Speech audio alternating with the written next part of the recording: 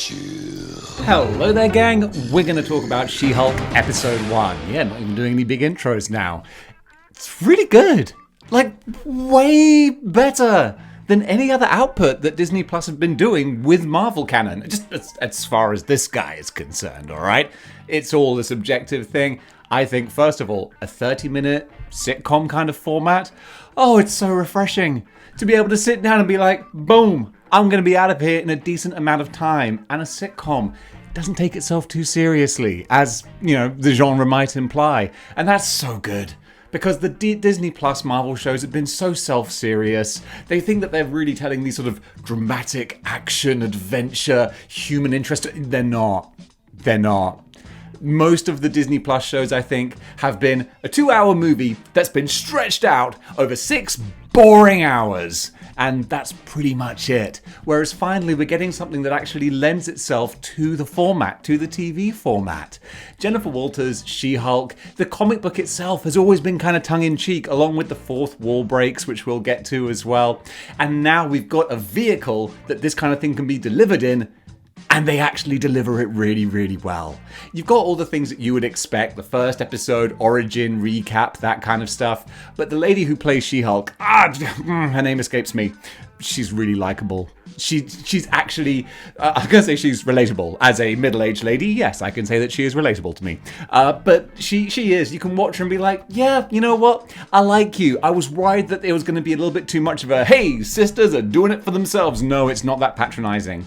It's actually just a likable female character, which does comment on a lot of the BS and things that women have to deal with these days and previous days and pretty much all of time. Am I right, ladies? You know I am. Ally right here.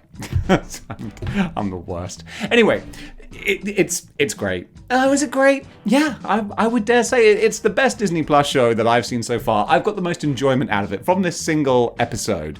The fact that they have enough little callbacks, little Marvel Universe MCU callbacks that you're like, yes, this is connected to the greater, wider world.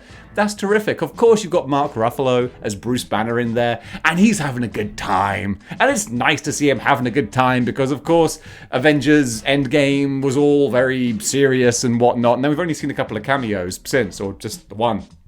So actually seeing him having some fun with Jennifer Walters' character and seeing him kind of get like a little bit jealous at the fact that she's kind of mastering this whole Hulk power situation, whereas he, of course, had to go through this whole journey of trying to marry the smart with the savage and all that kind of thing. And she's like, yeah, I got this. It's okay.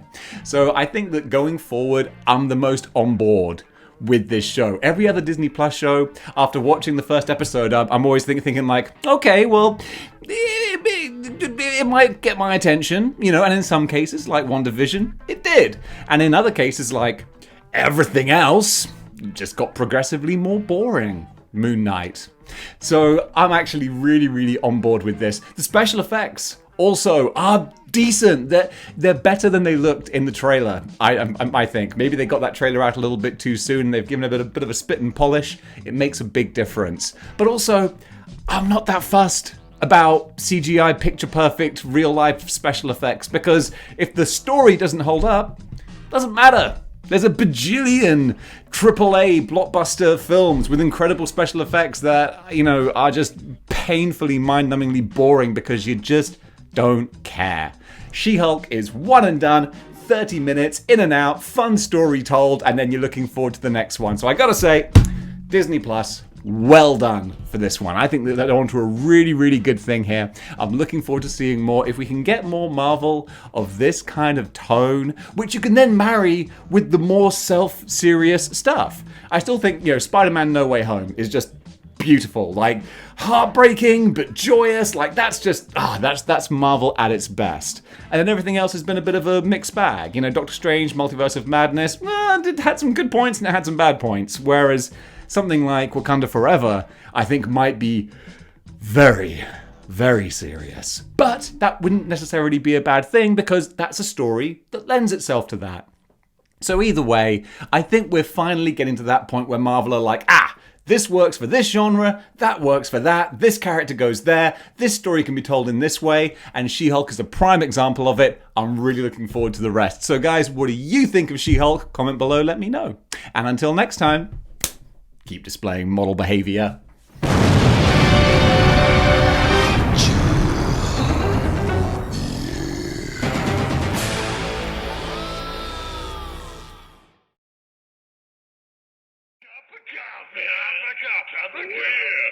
Coffee.